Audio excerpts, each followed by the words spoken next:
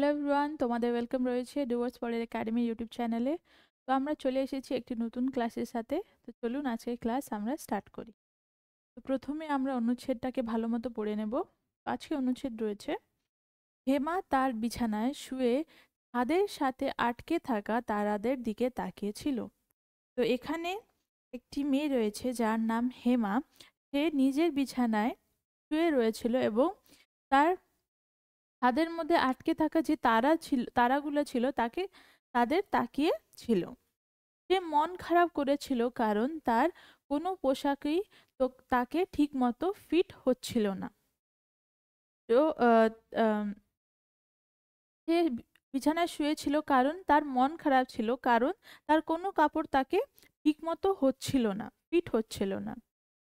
সে একের পর এক পোশাক পরে দেখলো, কিন্তু সবগুলোই হয় খুব টাইট ছিল বা খুব ছোট। তো হেমা তার কাপড়গুলোকে একের পর এক পরে দেখছিল, কিন্তু কোনোটাই তাকে হচ্ছিল না, কারণ সে কাপড়গুলি কোনো বা টাইট ছিল বা কোনো বা ছোট ছিল।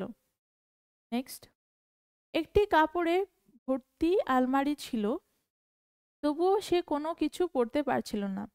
তো হেমার কাছে একটি আলমারি ভর্তি কাপড় ছিল, কিন্তু তার মধ্যে সে কোনোটাই পরতে পারছিল না, কারণ সেগুলো সব টাইট হয়ে গেছিল তাকে বা ছোট হয়ে গেছিল। তারপর হঠাৎ তার মাথায় একটা উজ্জ্বল ভাবনা এলো। তারপরে যখন সে ভাবতে লাগলো, তখন তার মাথায় একটা উজ্জ্বল ভাবনা এলো বা আইডিয়া এলো। তার চোখ আনন্দে জ্বলে উঠল এবং সে দৌড়ে মায়ের ঘরে গেল। তার তার চোখ আনন্দে জ্বলে উঠল এবং সে তার মার ঘরের দিকে দৌড়ে চলে গেল। মা, আমার নতুন পোশাক দরকার, সে বলল, কিন্তু কেবল তখনই যখন আমি আমার সমস্ত পুরানো পোশাক দান করব। তারপরে সে যখন তার মার ঘরে গেল, তখন তার মাকে বলল, মা, আমার নতুন পোশাকের দরকার, কিন্তু কেবল তখনই যখন আমি আমার সমস্ত পুরানো পোশাক কাউকে দান করে দেব। তো এখানে হেমা তার মাকে বলছে যে তাকে নতুন পোশাক লাগবে, কিন্তু সে তখনই নতুন পোশাক নিবে যখন সে তার পুরনো সমস্ত পোশাক কাউকে দান করবে।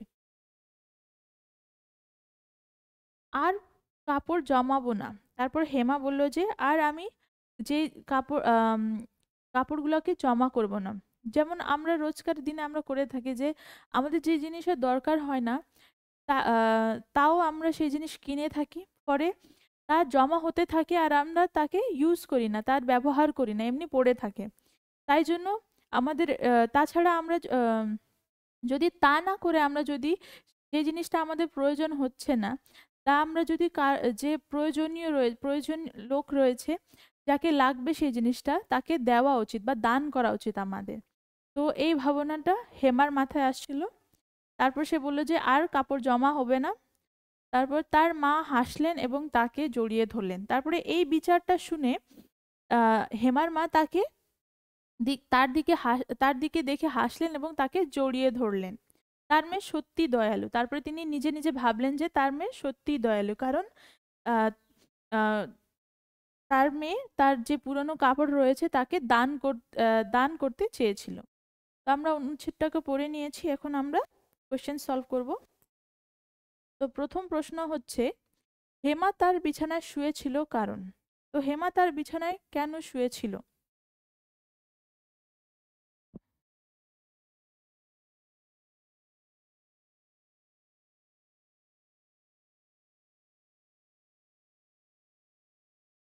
অপশনস হচ্ছে, সে ক্লান্ত ছিল, সে ক্লান্ত ছিল, তার দিক তারাকার দিকে তাকাতে ভালো লাগছিল, সে ভাবছিল কি পড়বে, সে অলস মেয়ে ছিল।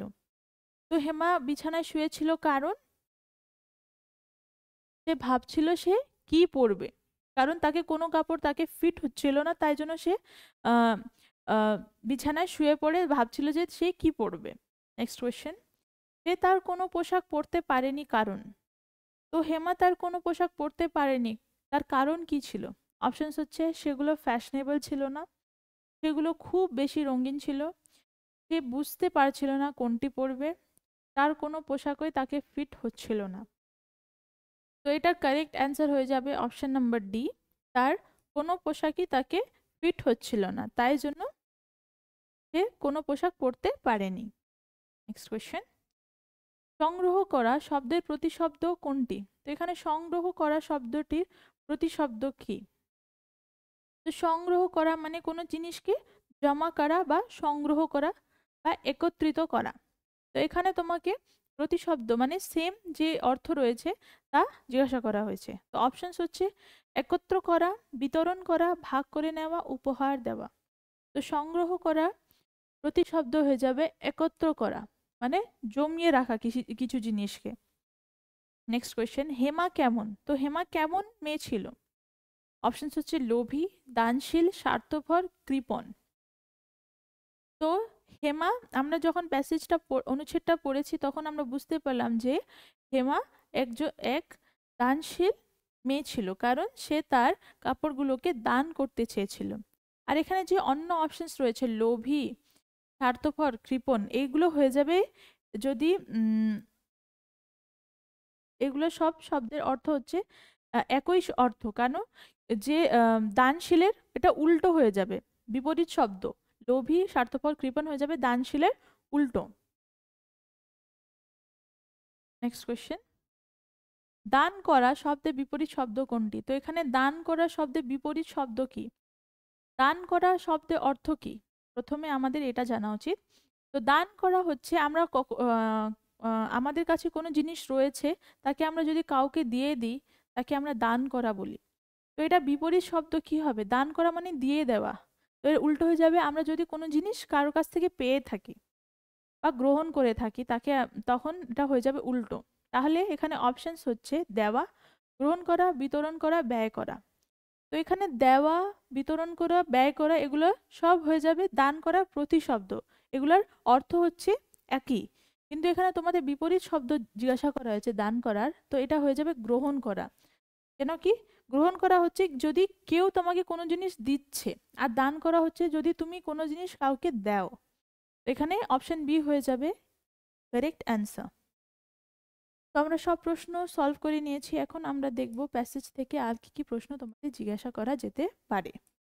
তো প্রথম প্রশ্ন হচ্ছে, হেমা তার বিছানায় শুয়ে কি করছিল?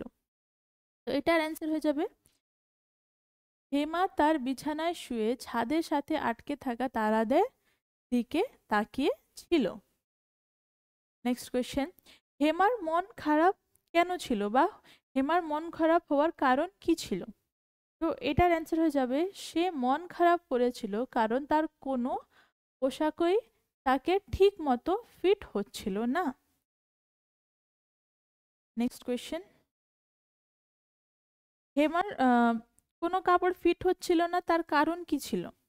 তো এটার অ্যান্সার হয়ে যাবে সে একের পর এক পোশাক পরে দেখলো কিন্তু সবগুলোই খুব টাইট ছিল বা খুব ছোট ছিল, তাই সে কোনো কাপড় পরতে পারছিল না। নেক্সট কোয়েশ্চেন,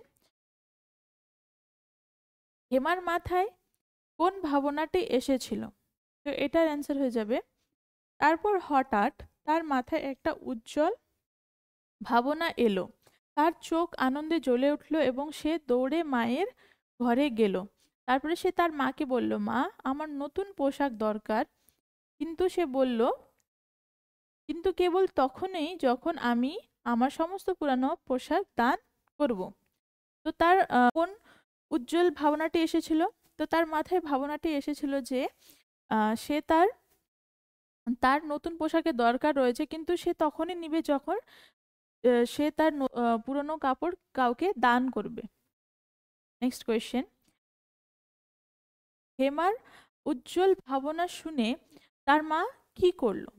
তো এটার অ্যান্সার হয়ে যাবে হেমার মা তার উজ্জ্বল ভাবনা শুনে হাসলেন এবং তাকে জড়িয়ে ধরলেন, এবং তিনি ভাবলেন যে তার মেয়ে সত্যি দয়ালু। তো এইসব প্রশ্ন তোমাদের জিজ্ঞাসা করা যেতে পারে পরীক্ষায়, এগুলোকে ভালো মতো দেখে নেবে। আজকের জন্য এতটুকুই। যদি তোমাদের আজকের ক্লাস ভালো লেগে থাকে তাহলে নিশ্চয়ই ডুয়ার্স পড়ার একাডেমি ইউটিউব চ্যানেলকে লাইক, শেয়ার, সাবস্ক্রাইব করবে। আর যদি তোমরা আমাদের সাথে যুক্ত হতে চাও বা আমাদের অনলাইন কোর্স পারচেজ করতে চাও তাহলে দিয়ে দেওয়া নাম্বারে আমাদের কন্ট্যাক্ট করবে। আমাদের Dooars world academy app play স্টোরে অ্যাভেলেবল রয়েছে। যদি তোমরা আমাদের সাথে যুক্ত হও তাহলে তোমরা এই অ্যাপে পেয়ে যাবে live classes, free PDF, free mock test and recorded classes. যদি তোমরা ইন্টারেস্টেড হয়ে থাকো তাহলে নিশ্চয়ই আমাদের কন্ট্যাক্ট করবে দিয়ে দেওয়া নাম্বারে। দেখা হচ্ছে নেক্সট ক্লাসে। Thank you.